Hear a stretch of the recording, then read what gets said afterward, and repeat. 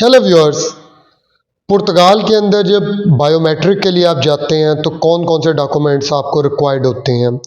जी हाँ, पुर्तगाल में जब आप बायोमेट्रिक के लिए जाते हैं तो सबसे पहला जो डॉक्यूमेंट होता है आपके पास वो है आपका original passport. Original valid passport आपके पास होना ज़रूरी है। नंबर 2 है आपकी लीगल एंट्री।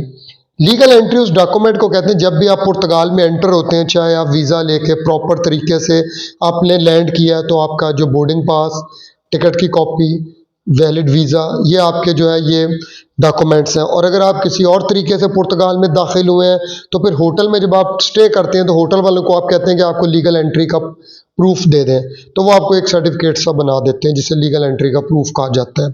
इसके बाद निफ नंबर। निफ नंबर एक बहुत इंपॉर्टेंट डॉक्यूमेंट है। जैसे हर मुल्क में एनटीएन नंबर आपका होता है, नेशनल टैक्स नंबर। तो नेशनल टैक्स नंबर जो है पुर्तगाल का, उसको निफ कहा जाता है। निफ नंबर पुर्तगाल के अंदर बड़ा इंपॉर्टेंट डॉक्यूमेंट है। इवन आप अगर डे टू डे की भी खरीदारी के लिए जाते हैं तो ये नंबर आपसे पूछा जाता है और आपको वो टाइप करके जो रसीद कंप्यूटर में एंटर किया जाता है नंबर, तो रसीद जो प्रिंट होकर निकलती है उस पर आपका ये डिटेल्स होती हैं। इसके बाद नेक्स्ट डॉक्यूमेंट आपका होता है सोशल सिक्योरिटी का जो नंबर है। इसके बाद टैक्स डिक्लेरेशन कि आपने मतलूबा जो जितने भी अर्सा आप पुर्तगाल में रहे हैं उसमें आपने टैक्सेस जमा करवाए हैं, उसकी डिटेल। ये डॉक्यूमेंट आपको सोशल डिपार्टमेंट वालों से ही मिल जाता है। इसके बाद जुनता रेंट एग्रीमेंट को कहा जाता है। रेंट एग्रीमेंट जो है वैलिड, वो भी बड़ा इंपॉर्टेंट है।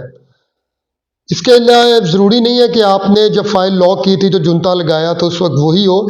जो आपका वैलिड इस वक्त जुनता है वो आपने साथ लेके जाना है। Job declaration letter. जी हाँ, आपके एम्प्लॉयर की तरफ से एक लेटर होगा जिसमें यह कहा जाएगा कि आप उसके पास जॉब कर रहे हैं।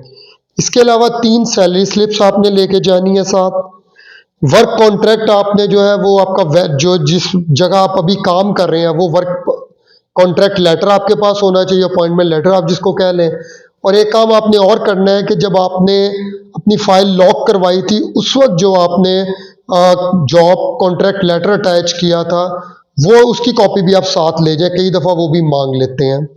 इसके बाद आईआरएस प्रूफ आपने साथ अपने लेके जाना है।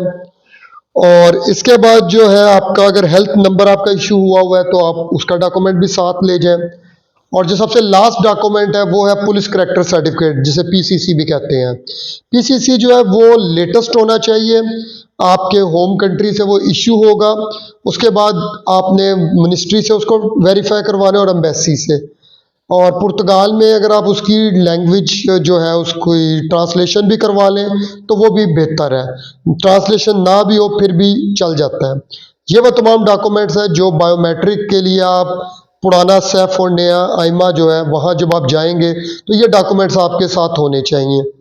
आपको पुर्तगाल के हवाले से किसी भी किस्म की वीज़ा सर्विसेज चाहिए हो, चाहे विजिट वीज़ा है, अगर आपके पास जॉब मौजूद है तो वर्क परमिट, आपके पास D2, D7, digital nomad, golden visa जिसे D9 कहते हैं, या अगर आपके जेन्युइन असाइलम केसेस हैं तो वो भी हम डील करते हैं। हम ना सिर्फ पाकिस्तान में आपको प्रोफेशनल सर्विसेज प्रोवाइड करते हैं बल्कि पुर्तगाल के अंदर भी हम आपको अकोमोडेशन, ट्रांसपोर्टेशन, जॉब सर्च, इसके अलावा निफ नंबर, निस नंबर, कंपनी रजिस्ट्रेशन, ये तमाम सर्विसेज प्रोवाइड कर सकते हैं। व्हाट्सएप नंबर है हमारा 030471111196। अपना बहुत ख्याल रखिएगा। Thank you very much.